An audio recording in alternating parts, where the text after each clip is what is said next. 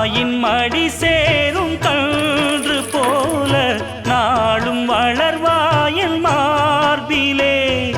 சேய் உன் முகம் பார்க்க துன்பம் தீரும் காலம் கனியாகும் தேவியே. சிறு கிளி போல் பேசும் பேச்சில் என்னை மறந்தேன் நானம்மா.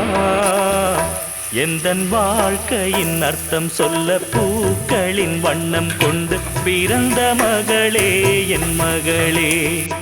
நான் வாழ்ந்தது கொஞ்சம் அந்த வாசத்தில் வந்துதித்து உயிரில் கலந்தா என் உயிரே. உன் பூவிழி குறுநகை அதில் 1000 கவிதையே. எந்தன் வாழ்க்கையின் அர்த்தம் சொல்ல பூக்களின் வண்ணம் கொண்டு பிறந்த மகளே.